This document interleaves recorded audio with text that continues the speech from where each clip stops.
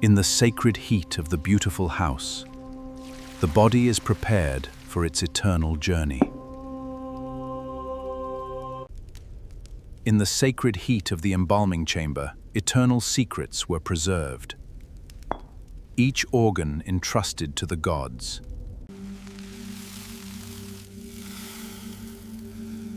Apply the natron to preserve the sacred flesh, as it is ordained. Close your eyes and imagine this. You are lying on a stone table. The room is dim, lit only by flickering oil lamps. The air is thick with the smell of incense, myrrh, and something else, something sharp and medicinal. Matron salt. Your body is naked. Your skin has been washed with palm wine and water from the Nile. Around you, priests are chanting. Their voices are low and rhythmic, a drone that seems to vibrate in your bones. You cannot move. Not because you are restrained, but because you are dead. This is your last day before becoming a mummy. The sun is setting somewhere beyond the thick walls of the embalming tent. Tomorrow, I will begin.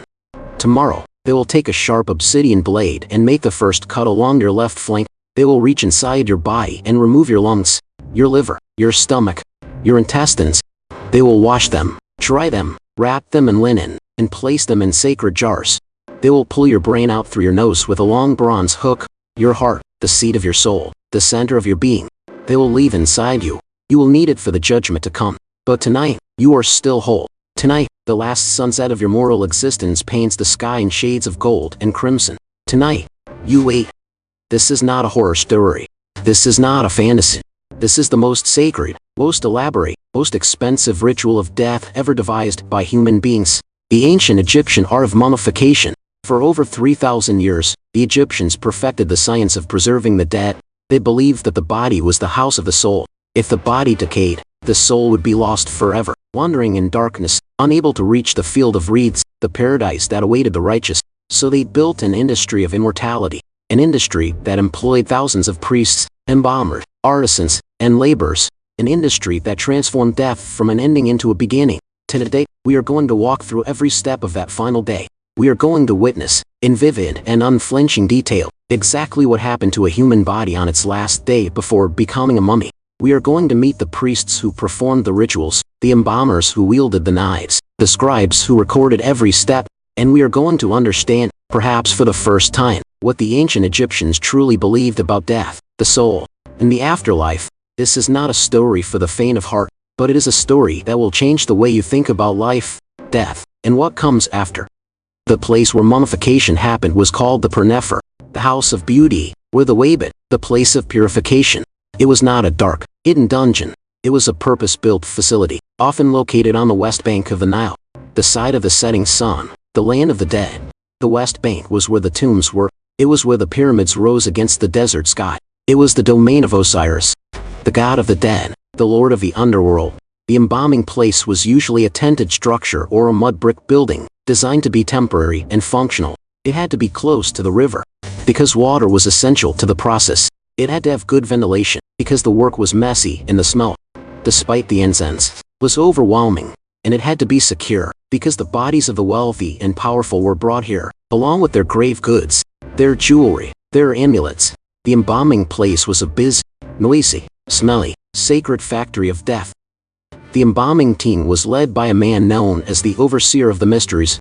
He was the chief priest, the master of ceremonies, the man who knew the prayers and the rituals that had to be performed at every stage of the process. He was often masked, wearing the jackal-headed mask of Anubis, the god of embalming. Anubis was the guardian of the dead, the protector of the tomb, the guide who led souls to the hall of judgment. By wearing the mask of Anubis, the overseer became the god. His hands were no longer human hands. They were the hands of Anubis, preparing the body for eternity. Working under him were the slitters, the men who actually handled the corpse. Their job was both physical and spiritual. They had to know anatomy. They had to know where to cut, how to extract the organs, how to preserve the flesh, but they also had to know the spells, the words of power that had to be spoken as each cut was made, because this was not surgery, this was transformation. The slitters were often stigmatized by Egyptian society. Touching the dead made a person ritually unclean. But within the embalming place, they were respected. They were essential. They were the ones who made immortality possible. Also present in the embalming place were the scribes. The scribes recorded everything. The name of the deceased, the date of death, the family lineage, the spells to be used, the grave goods to be buried with the body. The scribes were the keepers of the Book of the Dead, the collection of spells and instructions that guided the soul through the afterlife. Copies of the Book of the Dead, written on papyrus scrolls, were often placed in the tomb alongside the mummy. The scribes ensured that every ritual was performed correctly, every word spoken precisely, because in the Egyptian belief system, a mistake in the ritual could doom the soul to oblivion. Precision was not optional. It was a matter of eternal life or eternal death. The entire process, from the moment the body arrived at the embalming place to the moment the mummy was placed in its tomb, took 70 days. 70 days of prayer, preparation, and painstaking physical labor. The last day before the cutting began was a day of purification, prayer, and final farewells. The family would come. It would touch the face of the deceased one last time. They would weep. They would sing. They would leave offerings of food, drink, and flowers. And then, as the sun set, they would leave. The body was now in the hands of the priests. The last day was over. The transformation was about to begin. 14.0.24.0 Part 3 The first cut, removing the impure. Dawn on the first day of mummification. The body lies on the embalming table, a sloped stone platform with channels carved into the sides to drain away fluids. The overseer of the mysteries, wearing the mask of Anubis, stands at the head of the table. The slitters stand ready. Their tools are laid out on a linen cloth. A sharp blade of obsidian, the volcanic glass that can hold an edge sharper than any modern surgical steel. Bronze hooks for extracting the brain. Palm wine for washing. Natron salt, the key ingredient, mined from the dry lake beds of the Wadi Natron, a substance that absorbs moisture and kills bacteria. The overseer speaks the first prayer. The words are from the Book of the Dead. I have come to make Osiris, the deceased, enduring. I have come to preserve his body. I have come to drive away decay. The words are not just sounds. They are power. They are magic. They activate the process. The slitter picks up the obsidian blade. He makes a single, decisive incision along the left side of the abdomen. The cut is about 4 inches long. It is not random. The left side was chosen because the right side was considered the side of honor. The left was the side of impurity. The slitter reaches into the incision and begins to remove the internal organs. This is not a delicate, surgical procedure in the modern sense. The embalmer works quickly. The body's already beginning to decay in the Egyptian heat. There is no time for hesitation. The lungs come out. The liver, the stomach, the intestines. Each organ is placed in a bowl of palm wine. The wine is a disinfectant, a cleanser. It kills bacteria and helps to preserve the tissue. The organs are then washed in water from the Nile, the sacred river that gave life to Egypt. They are dried with natron salt. And then, each organ is placed in its own container. The containers are called canopic jars. There are 4 of them. Each jar is protected by one of the 4 sons of Horus. The falcon-headed god. The liver goes into the jar of Seti, the human-headed god. The lungs go into the jar of Hapi, the baboon-headed god. The stomach goes into the jar of Dumudef, the jackal-headed god. The intestines go into the jar of Kebisinf, the falcon-headed god. The jars themselves are works of art, carved from alabaster or limestone. Their stoppers shaped like the heads of the protective gods. They will be placed in the tomb alongside the mummy. The organs are not discarded. They are preserved because the deceased will need them in the afterlife. The body must be whole. It must be complete. Otherwise, the soul will not be able to function in the next world. But there is one organ that is not removed: the heart. The heart, in ancient Egyptian belief, was the seat of intelligence, emotion, and moral conscience. It was the center of the self. When the deceased stood before Osiris in the Hall of Judgment, it was the heart that would be weighed against the feather of Maat, the goddess of truth and justice. If the heart was lighter than the feather, the soul would be granted eternal life. If the heart was heavy with sin, it would be devoured by Anat, the devourer of the dead, a monstrous creature with the head of a crocodile, the body of a lion, and the hindquarters of a hippopotamus. To have your heart devoured was the ultimate death, the second death, the complete annihilation of the self. So the heart was left in place, protected within the chest cavity, often covered with a heart scarab, a stone amulet inscribed with a spell from the Book of the Dead. O my heart, do not stand up against me as a witness. Do not oppose me in the tribunal. The heart scarab was the deceased's insurance policy against judgment. Now comes the most misunderstood and, to modern sensibilities, the most disturbing part of the process: the removal of the brain. The ancient Egyptians did not value the brain. They thought its primary function was to produce mucus. The center of thought, memory, and personality was the heart. The brain was just filler, so it had to be removed. The method was brutally simple. A long, thin bronze hook was inserted through the left nostril. The slitter pushed the hook up into the skull cavity, breaking through the thin bone of the ethmoid sinus. Once inside the brain case, the hook was used to break up the brain tissue into a semi-liquid pulp. This is not a quick process. It takes time and patience. The brain is not a single solid mass. It is a complex organ of soft tissue, and it must be broken down piece by piece. Once the brain is sufficiently liquefied, the body is turned face down. The pulverized brain matter drains out through the nostrils, is collected in a bowl and discarded. The brain was not preserved. It was not placed in a canopic jar.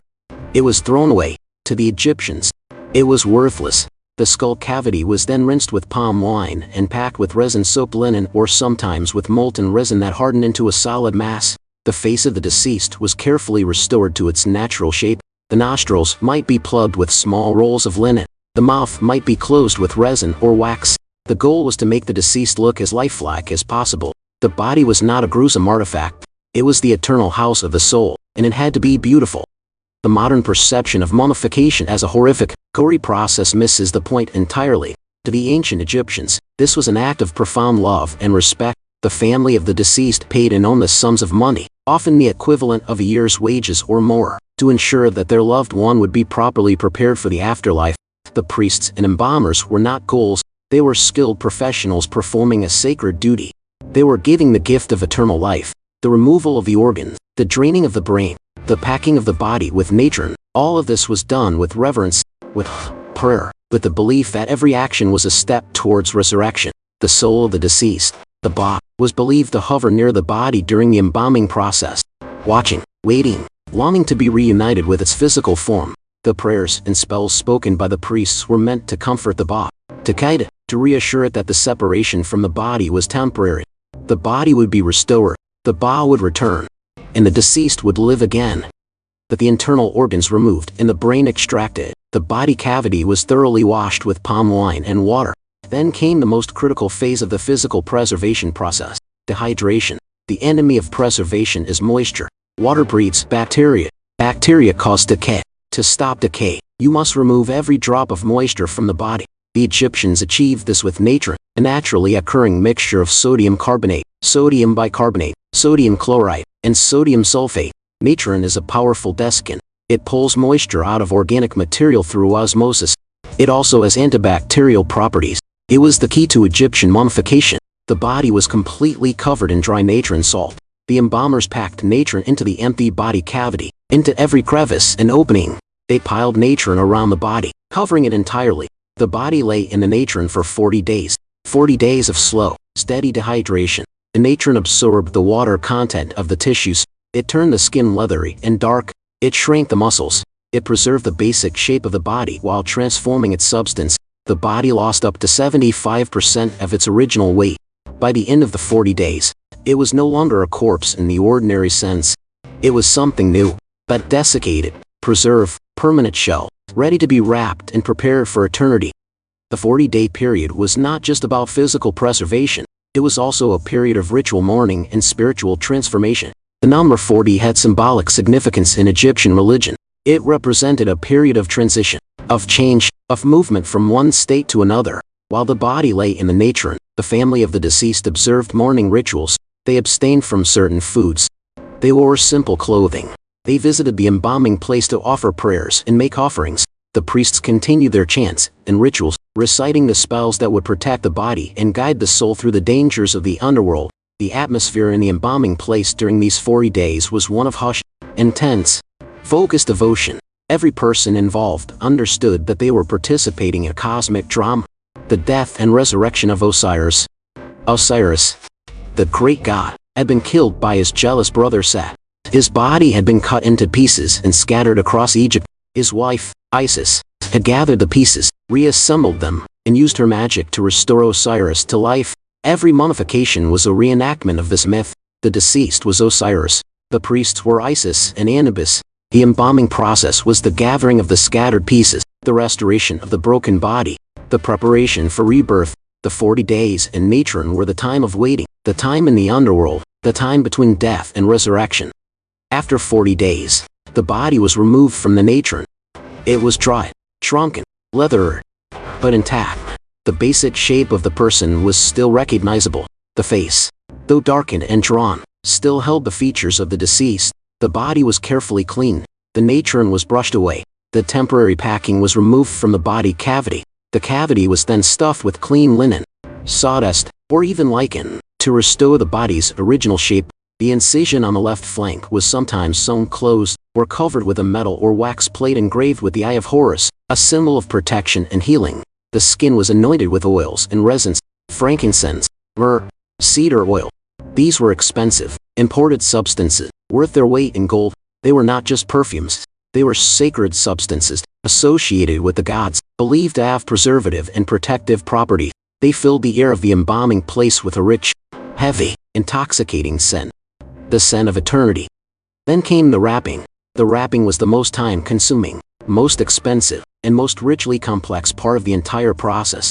It could take up to 15 days. The wrappers were skilled artisans, often women, who had been trained in the sacred art of bandaging. They used strips of fine linen, torn from cloth that had often been donated to the temple. The linen was sometimes inscribed with spells, prayers, and images of the gods. Every layer of wrapping added another layer of magical protection. The wrapping began with the fingers and toes. Each digit was wrapped individually, with tiny strips of linen, and the hands and feet, then the arms and legs, then the torso.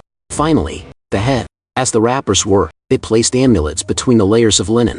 Dozens, sometimes hundreds of amulets. The Eye of Horus, the scarab beetle, the jed pillar, symbol of stability, the ink, symbol of life. Each amulet had a specific protective function. Each one was activated by a specific spell.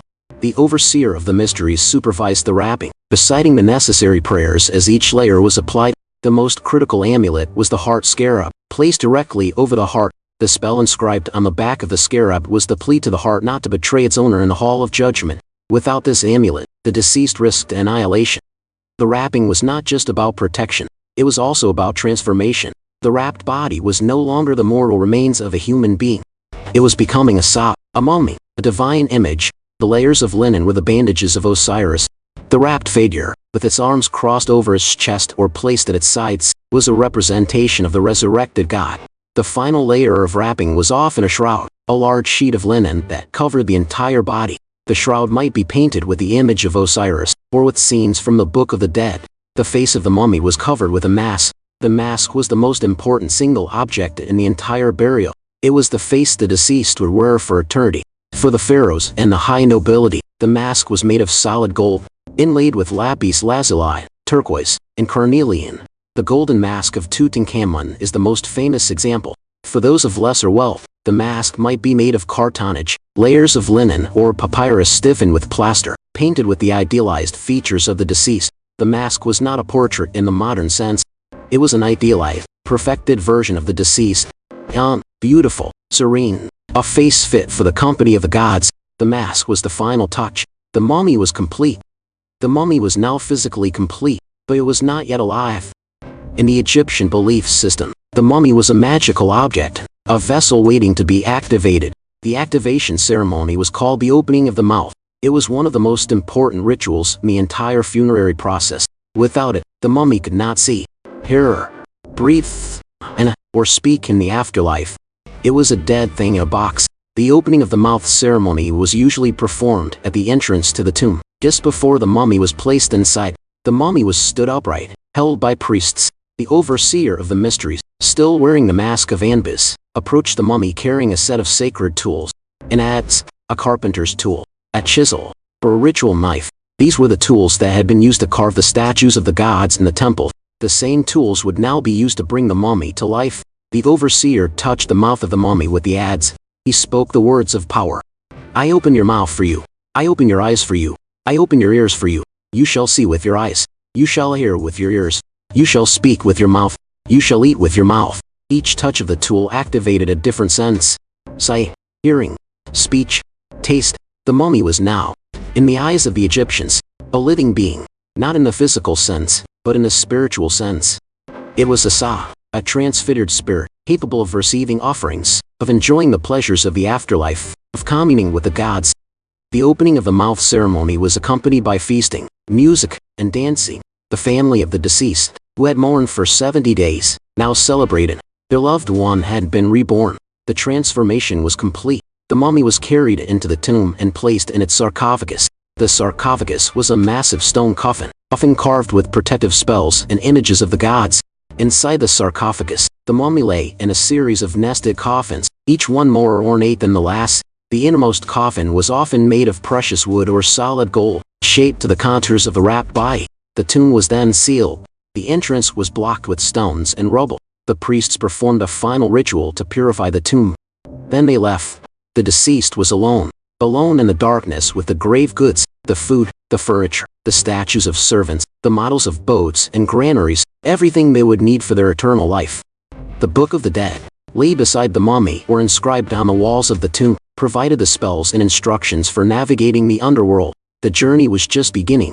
The ancient Egyptian afterlife was not a simple paradise. It was a dangerous, complex, and terrifying journey through a realm of monsters, demons, and gates guarded by fearsome beings. The soul of the deceased, the Ba, had to navigate this realm alone, armed only with the spells and instructions provided by the priest. The journey is described in detail in the Book of the Dead. The Ba would leave the tomb through a false door, a carved stone portal that allowed the spirit to pass between the world of the living and the world of the dead. It would travel through the darkness, avoiding the giant serpent Apophis, the embodiment of chaos, who lurked in the shadows waiting to devour unwary souls. It would cross the lake of fire. It would pass through the 7 gates, each guarded by a demon whose name had to be known. The Book of the Dead provided the names. Knowledge was power. If you knew the name of the demon, you could command it to let you pass. The journey culminated in the Hall of Judgment. Here, the deceased stood before Osiris, seated on his throne, flanked by Isis and Nephthys, 42 divine judges, each representing a different sin. Looked on. The deceased had to make a negative confession, the declaration of innocence. I have not committed sin. I have not robbed. I have not killed. I have not lied. I have not committed adultery. I have not stolen food. I have not stolen offerings to the gods. 42 declarations, one for each judge.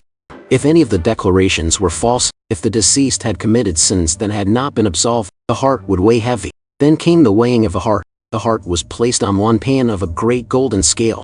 On the other pan was the feather of math, the feather of truth. If the heart was lighter than the feather, or balanced with it, the deceased was declared true of voice. The soul could proceed to the field of reeds, the paradise of Osiris, a perfect mirror image of Egypt, with abundant fields, flowing canals, and eternal harvests. If the heart was heavy with sin, it was thrown to Ammon, who devoured it. The soul was destroyed forever. The second death. Oblivion.